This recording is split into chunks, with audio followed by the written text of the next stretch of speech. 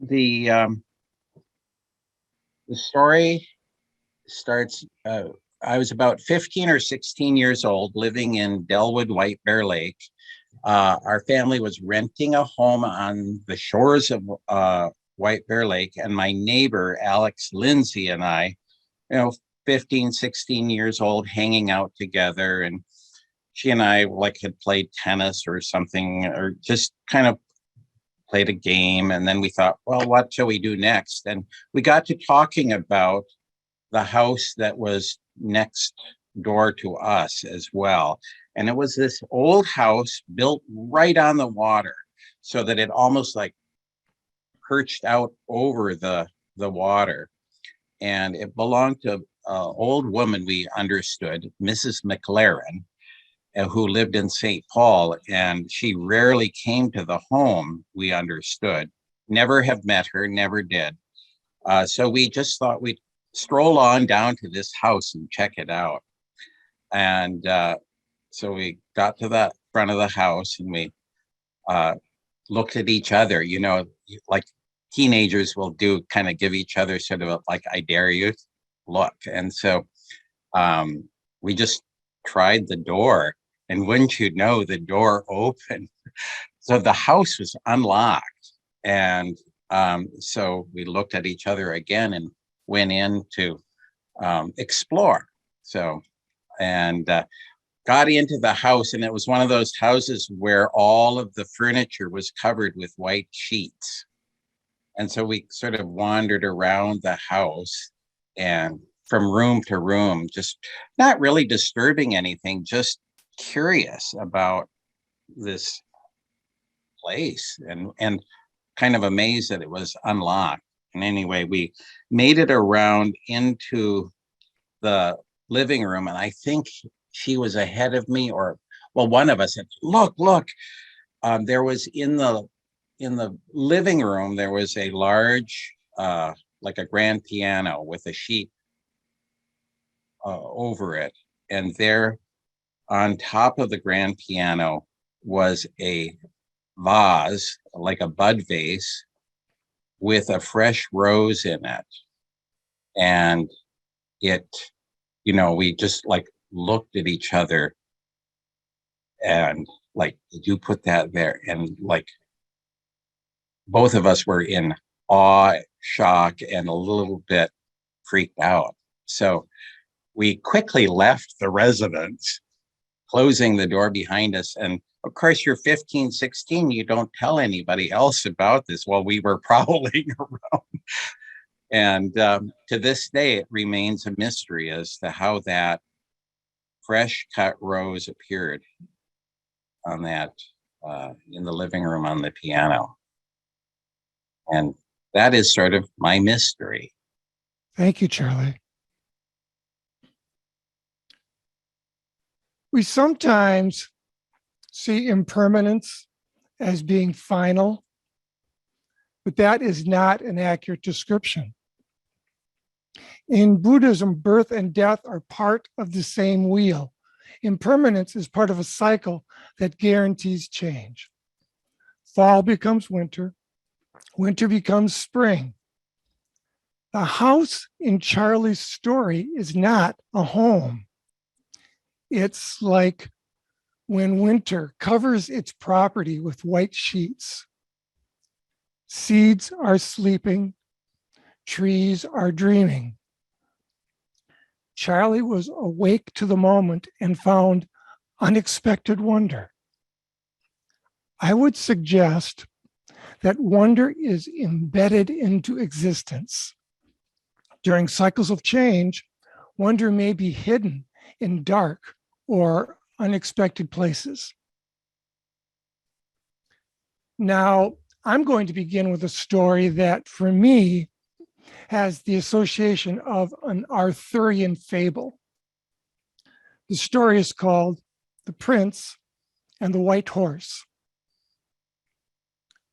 Long, long ago, in the haze of myth, there lived a queen and a king and a prince. The prince was proficient in matters of war, but was self-centered and arrogant. This worried the king and queen, as it takes both technical proficiency and wisdom to be a good ruler. So they took this problem to a wizard and asked what could be done. The wizard said, "What is he interested in? What is he passionate about?" The king and queen couldn't come up with anything, but finally said, "Well, he's really interested in horses." The wizard said, "Bring him to the palace garden tomorrow." The next day, they brought the prince to the garden, and standing there was the most beautiful white horse that any of them had ever seen. The prince immediately wanted to know how much it would cost to buy the horse. The wizard said, "Well, first, can you ride it?" The prince seized on the opportunity to show off his skill. He jumped on the horse and galloped away. The horse ran faster and faster and faster, and the prince was thrilled. The horse took him into the hillside farmland and then into the mountains. The horse didn't get tired. The prince didn't get tired. Finally, the horse slowed down in a deep forest, and the prince realized he was completely lost. He found his way to a small cottage, and a beautiful young woman answered the door. She'd never heard of his kingdom or the prince. The father, who was a woodcutter, told the prince he could stay overnight.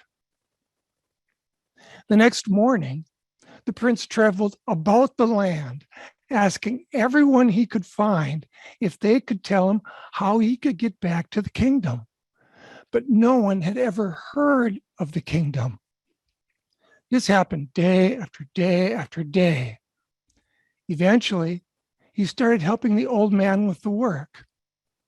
Over time, he learned to be a good woodcutter.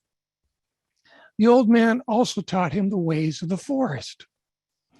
Eventually, he married the daughter. He took on a new life, a trade in the community, gave birth to a son and daughter, and took over the family business. He lived a simple life, taking care of his family and becoming respected by the community. The memory of his former life faded. During his life, he found a pond that he loved to visit. It was his forest sanctuary. One day, he was sitting by the pond and could hear his two children screaming.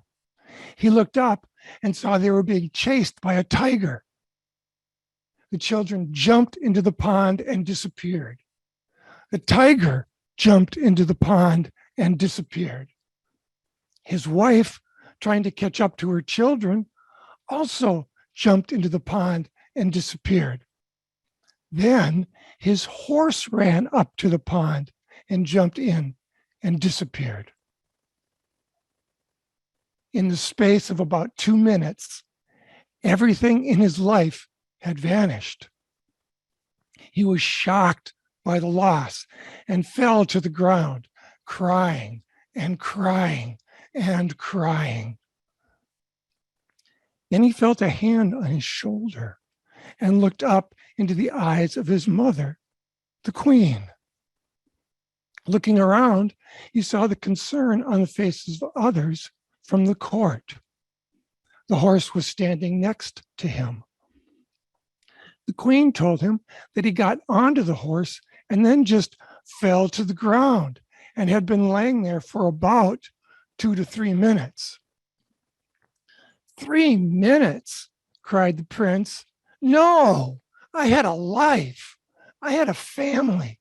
I had a trade, people I loved, a wife, and 2 children. The community mattered to me. My life mattered to me. 2 to 3 minutes, that's just not possible. He stood up, feeling dazed. and walked away.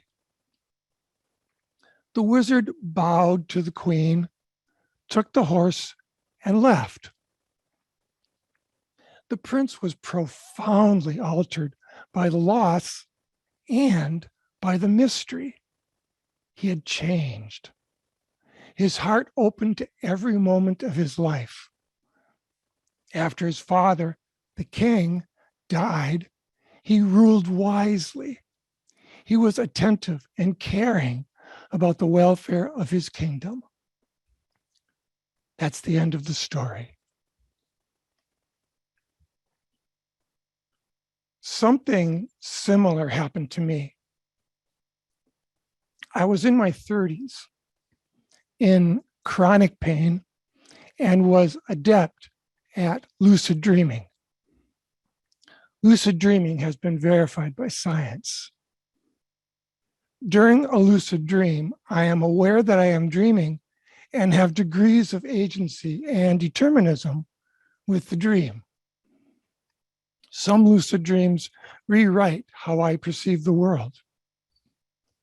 I had one lucid dream that I felt could last literally indefinitely. My actual life seemed far away, but I knew was more important. I knew it because I had deeper connections and more difficult challenges in my real life than in the life of my lucid dream. I knew the transition from such a deep dream back to my real life would be extreme as I woke, but I knew I needed to do that. So I prepared myself by counting down from the number 5, just like I used to do as a child, preparing to jump into cold water. 5, 4, 3, 2, 1.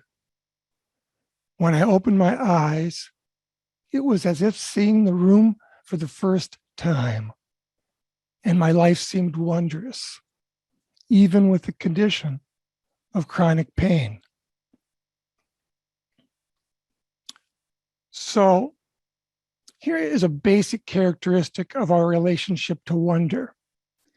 We have to know how to look for it. It's a bit like subtle magic or a connection with tree consciousness. The relatively well-known Jungian psychologist James Hillman wrote, "It's impossible to see the angel unless you first have a notion of it."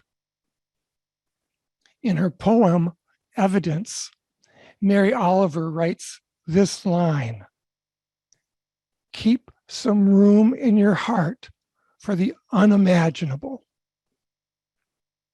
Roald Dahl, writer of The Fantastic Mr. Fox, urges us to stay open to the hidden magic in the world. He writes, "And above all, watch with glittering eyes the whole world around you, because the greatest secrets are always hidden in the most unlikely places. Those who don't believe in magic will never find it."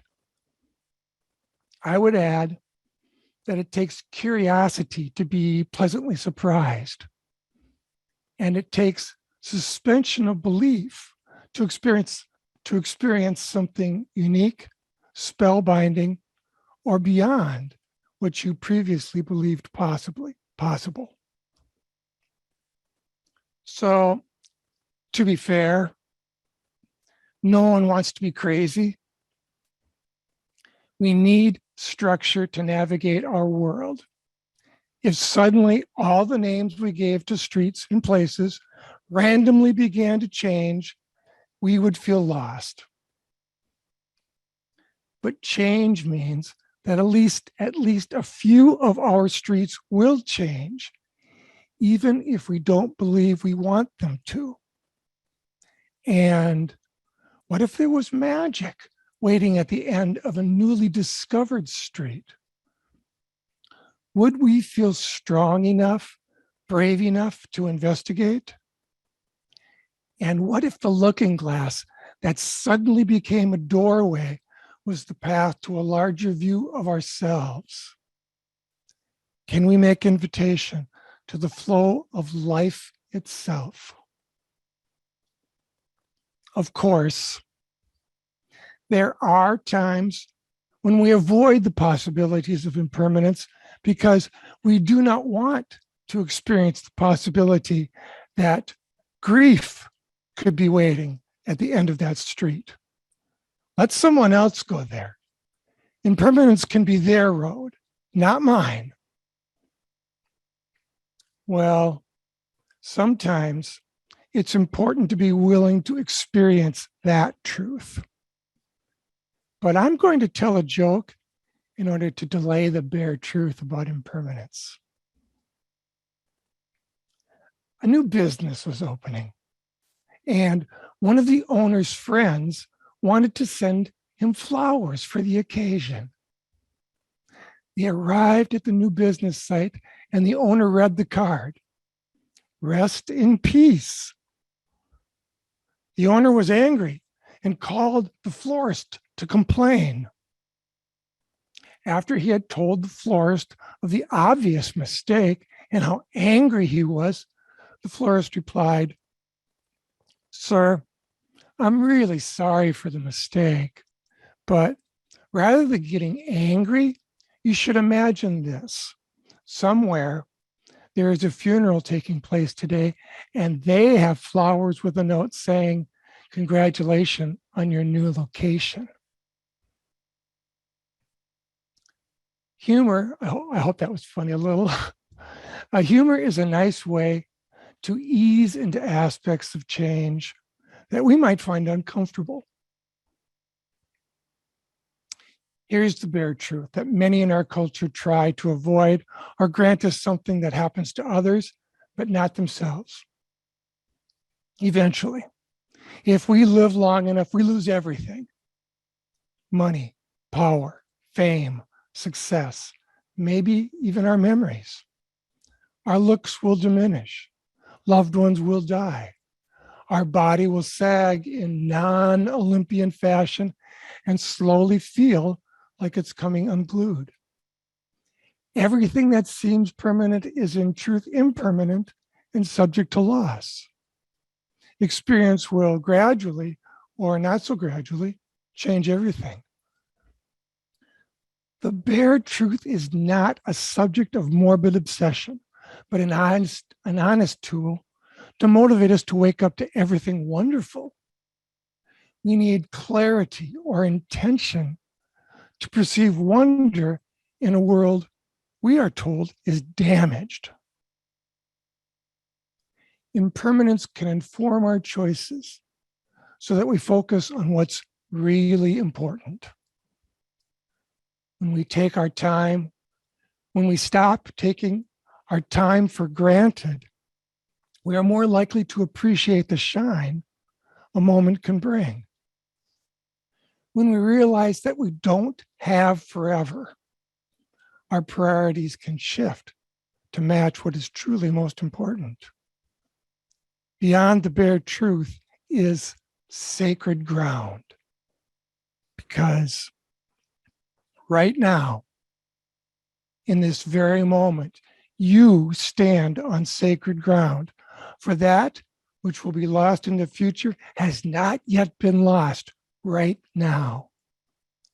Realizing this simple thing is the key to wondrous joy. Whoever or whatever is in your life right now has not yet been taken away from you. The universal law of impermanence renders anything that you might be taking for granted as deeply significant and worthy of your heartbreaking gratitude. With this understanding, everything that sustains your life is a wonder. And impermanence isn't just about loss. It's also about the possibility of renewal, seeing the world with fresh eyes. It's also about discovering wonders waiting for you beyond the boundaries of your current routines. With that, I would like to speak a kind of prayer or prose poem. Listen for whatever resonates, whatever informs your potential. Perhaps you will find seeds that suggest the discovery of strength and wonder in a changing world.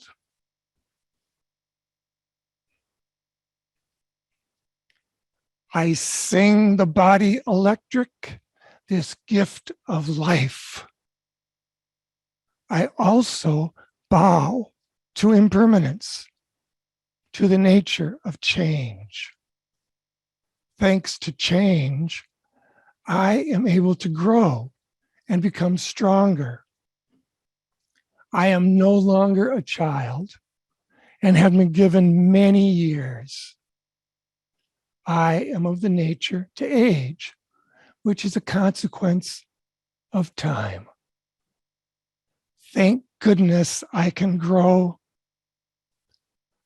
I know there will be pain in myself and others I care for deeply. So I make invitation to the goddess of grace, to the spirits of wonder, and to the depth of being that is always present. I want to live this life more deeply, with gratitude for the wonder of what is. Time is precious and willing to stretch. Every day is a new day. Every moment has a unique signature. There is space for joy in my home. We are interconnected with all things. Impermanence is. Seedlings will grow, and the patterns we make take root. Our lives really do matter. Loving and informed living really do matter. Embracing diversity and holding compassion really do matter. Our breath and all the breaths we share really do matter. Jesus said, I have taught you the way of peace. In the world, there will be trials and sorrows. Take heart. Be of good cheer. Peace will overcome the world. Amen.